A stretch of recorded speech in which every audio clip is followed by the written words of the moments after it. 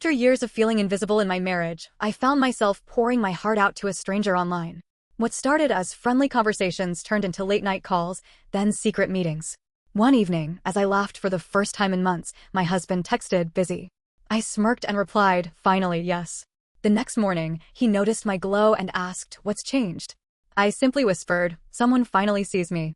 His face fell, and that's when he knew. I'm 41. I've been married to my husband, let's call him Ray, for 18 years. We live in the suburbs outside of Austin, Texas. Nice neighborhood, 2 kids, decent house, golden retriever. On the outside, it all looks fine. Inside? Different story. I used to be happy. I think. Back when we first met, Ray made me laugh. We met in college, University of Texas. He was serious and focused, and I was the girl who couldn't stop talking in class. He said he liked my energy. We dated, got married a couple years later. I thought I had everything I ever wanted. Life moved fast. We had our daughter, Abby, when I was 24. Our son, Caleb, came 2 years later. I quit my job as a teacher to stay home with them. It was my choice. At the time, I didn't think I was giving up anything. Turns out, I gave up a lot. Ray was always working. He climbed the ranks at his job in tech, and he made good money. Provided for us, sure. But he was never really there.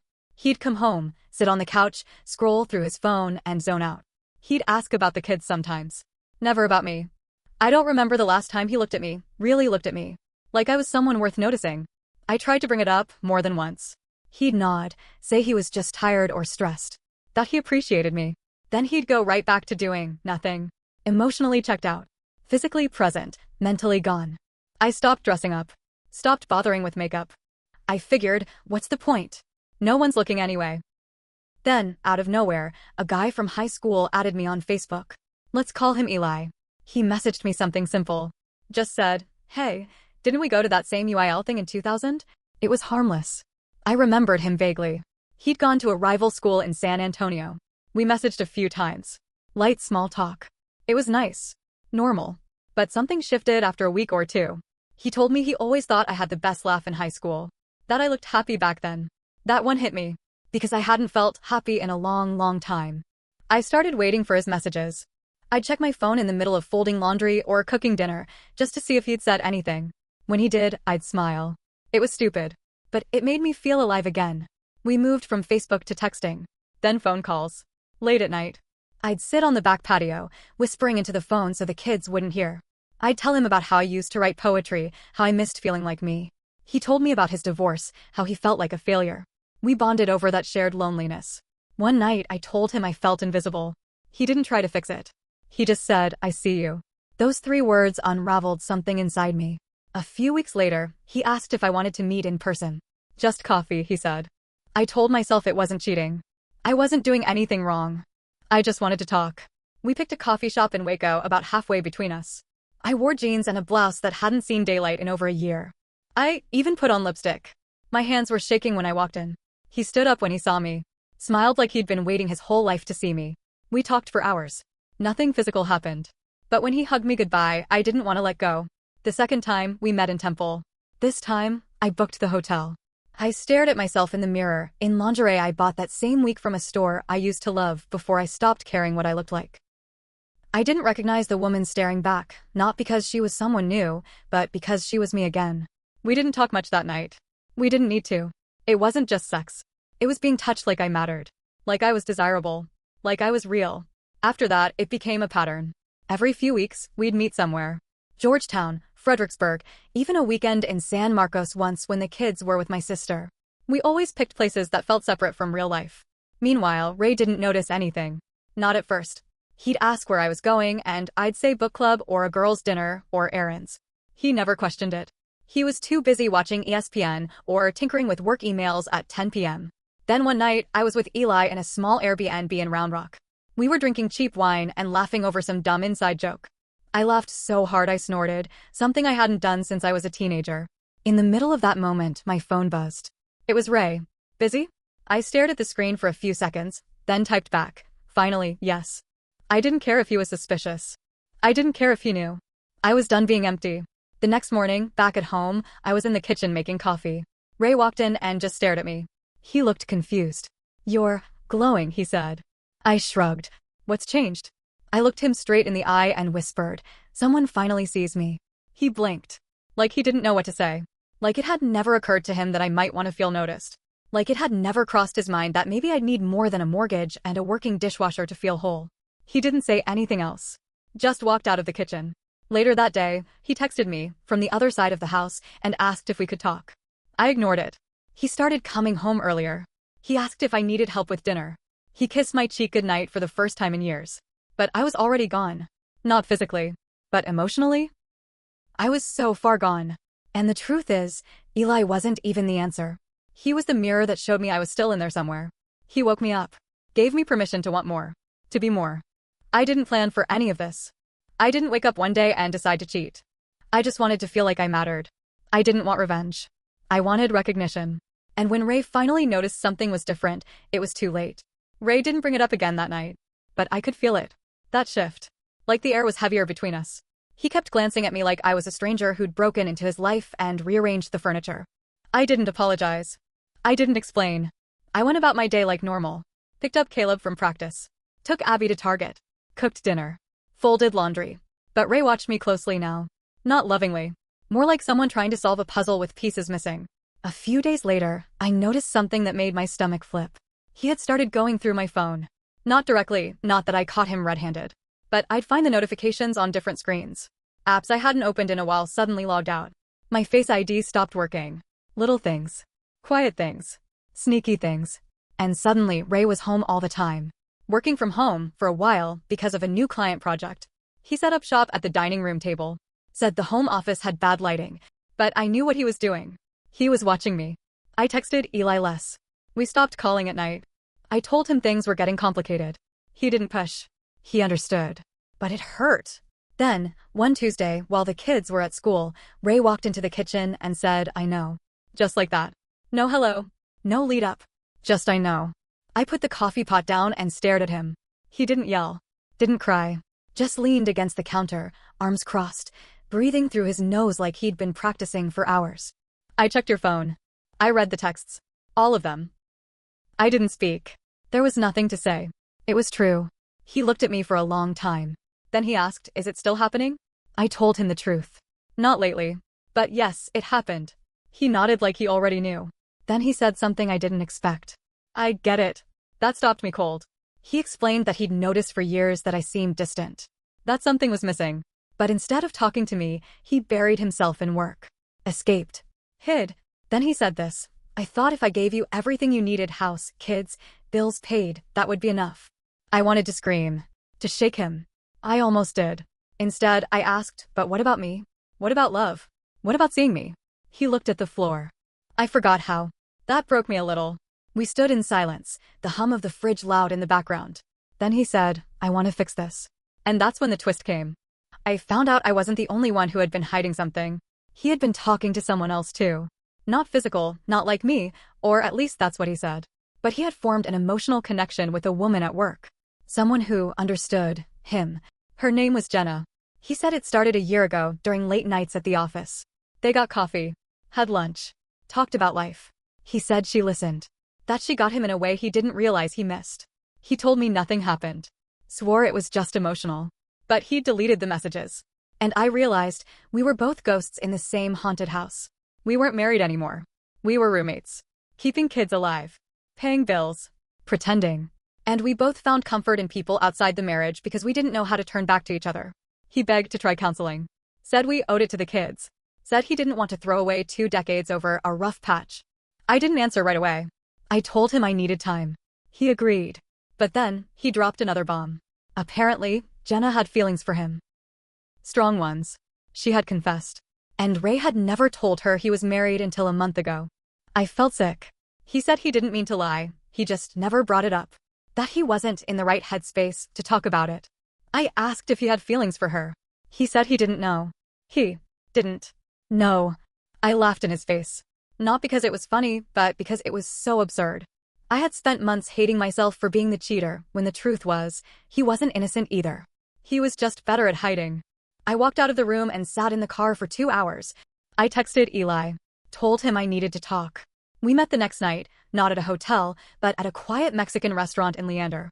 He listened, hands folded, quiet the whole time.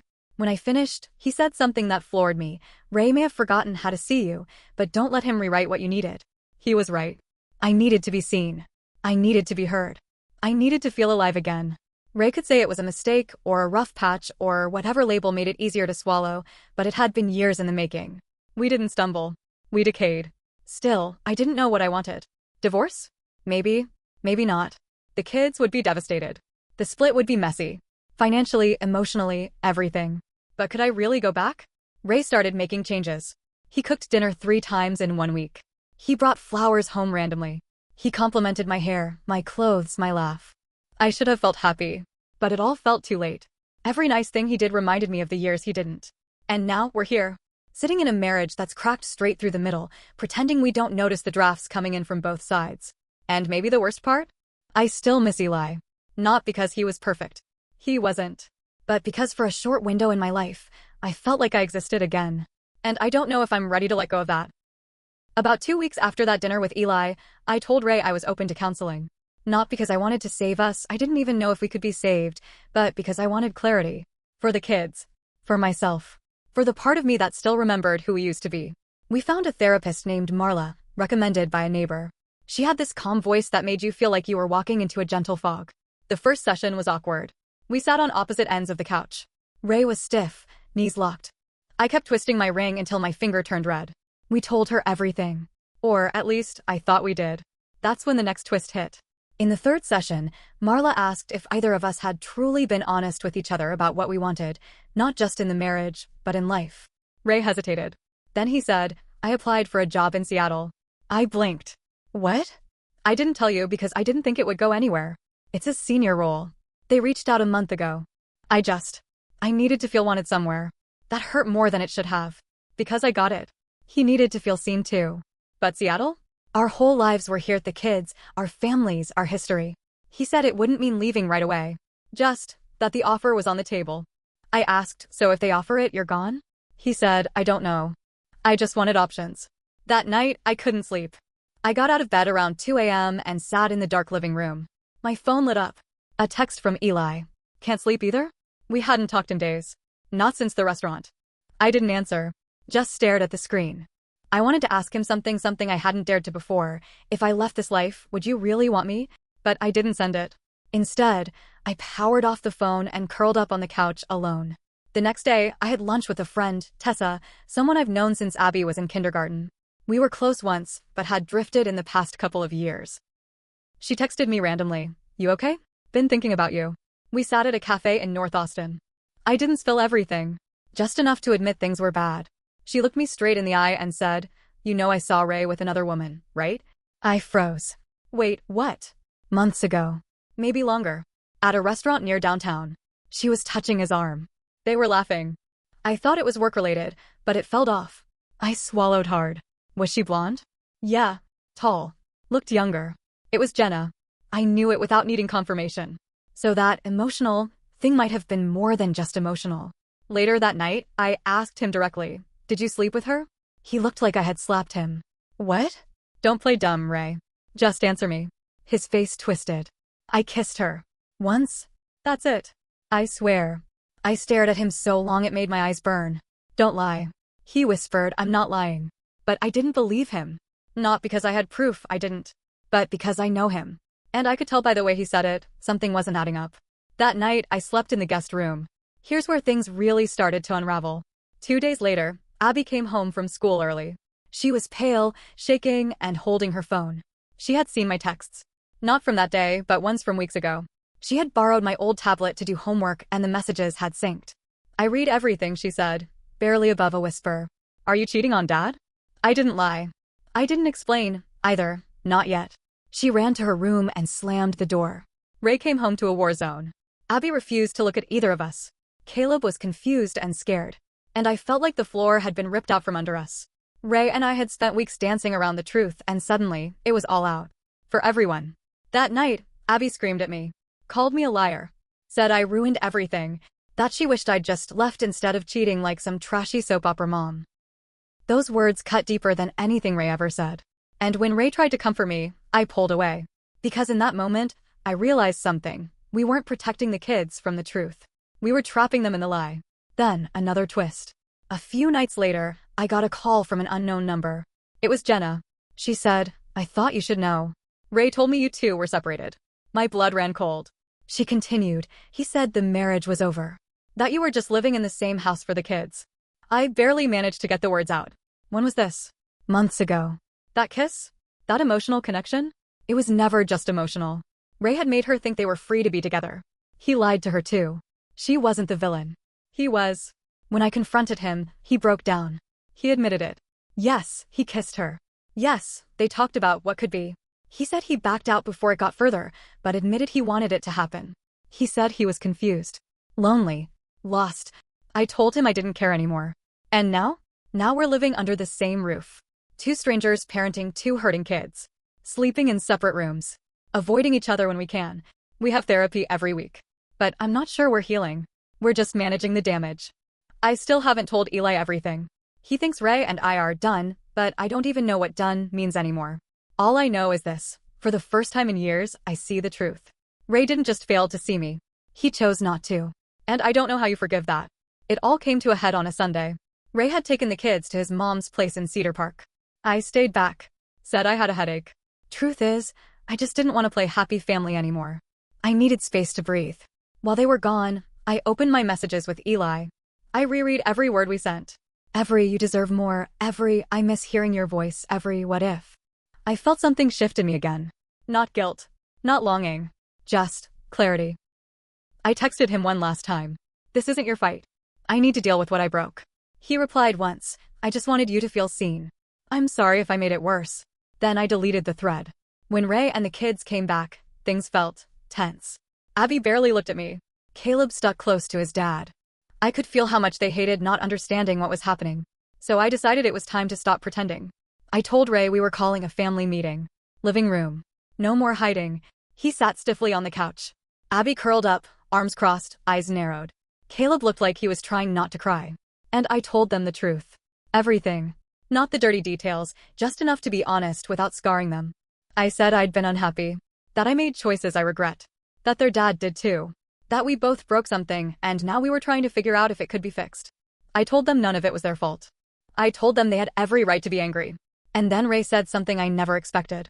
He stood up and said, "She's not the only one who cheated." The air went still. I turned to him, shocked. He looked at Abby, then Caleb, and said, "I lied before. I slept with Jenna. It happened once. Maybe twice. I thought your mom and I were done." I didn't think she cared. Abby let out this sharp, pained sound, like she'd been hit. She stood up, shaking, her voice cracking. "You both make me sick." She ran out the front door barefoot. Caleb followed her, yelling her name. I froze. My body wouldn't move. Ray slumped into the couch, face in his hands. I thought if I told them first, it would hurt less. I didn't say a word. An hour later, Tessa called me. Apparently, Abby had shown up at her house, crying. Tessa's daughter opened the door, and Abby fell apart right there in the driveway. Tessa drove her back. When she dropped her off, she didn't say much. Just, "They're hurt. You've got to figure out who you want to be now." That stuck with me. Who do I want to be now? The week that followed was chaos. Caleb barely spoke. Abby cried a lot. Her teachers called, said she wasn't focusing. She missed volleyball practice. Stopped eating lunch. Ray and I sat down with them separately. We explained we were starting a trial separation. That it didn't mean they had to choose sides. That we both loved them. That we'd still show up for every game, every concert, every school event. They nodded. But it was empty. They didn't trust us anymore. Ray packed a few bags and moved into a short-term rental nearby. Said he'd come by every day to see the kids. And to his credit, he did. But every time I looked at them, I saw the damage. Not from the affairs. From the silence. From years of being strangers under one roof. A month later, Marla, our therapist, sat across from me and asked, "Do you think you want to rebuild this marriage?" I sat there, holding a cold mug of coffee, staring out the window. "I think I want to rebuild myself first." She nodded. "That's fair." I started journaling again. Took morning walks. Enrolled in a certification class to go back into teaching. Little steps. Quiet ones. Ray asked if we could go to dinner, just the two of us, to talk. I agreed. We met at a place we used to go when we were dating. It felt weird. Like two people playing a memory of themselves. He apologized. For everything. For the lies, the detachment, the cheating. For forgetting who I was. I told him I forgave him. But I didn't say I wanted him back. Because I didn't know yet. He asked, "Do you still love me?" I said, "I don't know. I think I love the version of us I thought we'd become." He looked down. "That's fair." The kids slowly adjusted. Abby started therapy. Caleb started drawing again, comic book characters and spaceships and monsters. That made me feel like maybe there was hope. I haven't spoken to Eli since the last message. I miss him sometimes. But I know it wasn't meant to last. He was a bridge, not a destination. Ray still drops by. Sometimes we talk like old friends. Sometimes we barely make eye contact. And some nights, when the house is quiet and the kids are asleep, I sit in the living room and stare at the same walls that watched our marriage die. And I feel something. Not grief. Not quite peace. Maybe just truth. We weren't villains. We weren't heroes either. We were two people who forgot how to look at each other. And by the time we remembered, we weren't the same anymore. I don't know what happens next. Maybe we find our way back. Maybe we divorce and start over. But this time, I know who I am. I know what I deserve. I won't disappear again. And that's where I'll start.